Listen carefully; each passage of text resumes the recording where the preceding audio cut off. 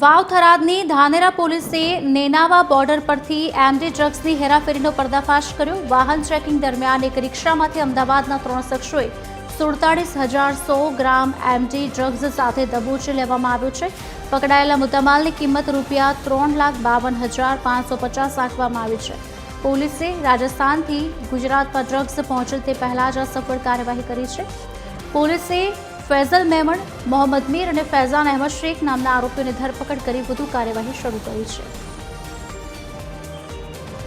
આજ અંગે વિગત આપશે સંવાદદાતા વિક્રમ ઠાકોર ફોન લાઈન પર જોડાયા છે। વિક્રમ, શું છે સમગ્ર વિગત? આગળ કયા પ્રકારની કાર્યવાહી?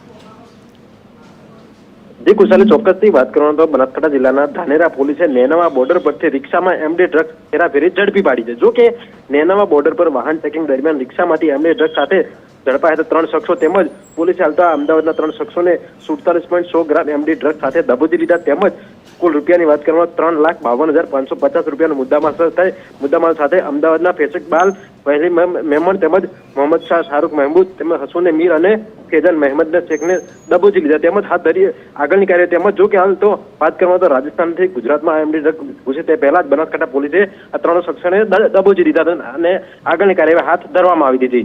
જી વિક્રમ, આભાર।